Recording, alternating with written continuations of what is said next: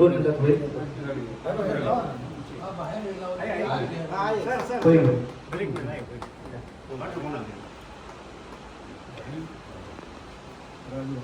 या उक्तीप्रमाणे या ज्ञानदान करण्याच्या पवित्र क्षेत्रामध्ये भेटत आहोत.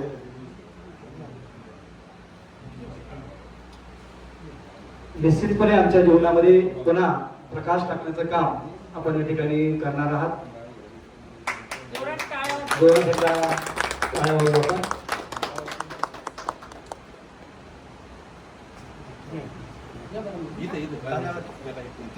माजी विद्यार्थी आणि शिक्षक स्नेह मेळावा आपण या ठिकाणी, भले आपली संख्या कमी असली तरी अडचण नाही.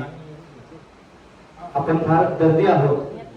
गर्दी पूजन झालेलं आहे. सर्वच मान्यवरांना विनंती आहे की आपण पुन्हा एकदा मंचावर स्थानापन्न व्हायचंय. गुरु ब्रह्मा गुरु विष्णू गुरुदेव महेश्वरा गुरु साक्षात परब्रह्म तस्मै श्री गुरुवे नमः. गुरूंना वंदन करू आजच्या या कार्यक्रमाची आपण सुरुवात करत आहोत. स्नेह मेळावा 97-98 राजाळे सरांनी सहज म्हणजे बरेच वर्षापासून तर सुरू होतं की आपल्याला मेळावा घ्यायचा आहे, पण कोणत्याही गोष्टीला योग यावा लागतो आणि आज तो योग आलेला आहे. पुरुषोत्तम मास सुरू आहे सध्या आणि त्या निमित्ताने आपण सर्व गुरुवर्यांना भेटण्याचा हा खरंच खूप दुर्मिळ योग आपल्याला लाभलेला आहे. जरी सर्वजण नगरमध्ये आहोत तरी माझी ही दररोज त्यांची म्हणजे भेट होऊ शकतेच असं नाही. संयोजकांनी जी काही छान तयारी केली आणि त्यामुळे आज आपल्याला सर्वांना इथे भेटता आलं. त्यासाठी खरं तर खताळ सर आणि मोरे सर आणि प्रथमतः त्यांना प्रोत्साहन देणारे राजाळे सर सर्वांचं हार्दिक हार्दिक धन्यवाद. आपल्या सर्वांच्या सहकार्यामुळे आज हा स्नेहमेळावा संपन्न होत आहे. स्नेहमेळावा म्हणजे फक्त एकत्र येणं नाही, तर आपल्या जे काही मित्रमैत्रिणी आहेत सर्वांशी भेटून आपल्याला हितगुज करता यावं यासाठी. आणि कॉलेज संपल्यानंतर निकाल लागला आणि डिग्री घेऊन प्रत्येक जण बाहेर पडला. त्यानंतर आपल्या वाटा वेगवेगळ्या झाल्या. काही जण शिक्षक झाले, प्राध्यापक झाले, कोचिंग काहींनी सुरू केलं वेगवेगळ्या ठिकाणी, काहींनी तर स्वतःचे व्यवसाय सुरू केले आणि आपापल्या व्यापामध्ये इच्छा असूनही आपण एकमेकाला भेटणं दुरापास्त होत गेलं. मात्र मध्यंतरी पुन्हा एकदा आज या माध्यमातून व्यक्त करायला मिळाले.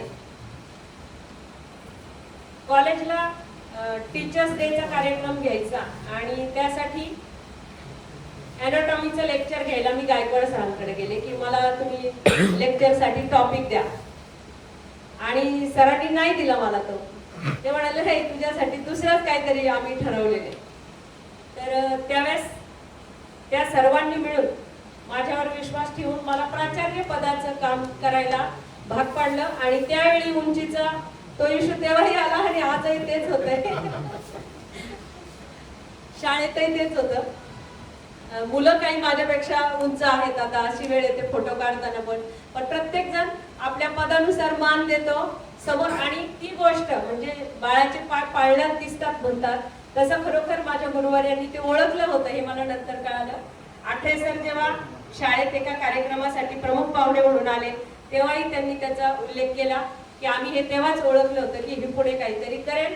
आणि त्यांच्या विश्वासाला पात्र ठरून आज गेले 27 वर्ष मी आनंद विद्यालय या शाळेमध्ये कार्यरत आहे. दरवर्षी 100% निकाल आम्ही लावतोय. त्याचबरोबर खेळाकडे आपला आता बीपीएड शिक्षक म्हटल्यावर आपलं जास्त खेळाकडे विशेष करून आपण मार्गदर्शक किंवा प्रोत्साहन देण्याचं काम आता विद्यार्थ्यांना मी शाळेमध्ये करते.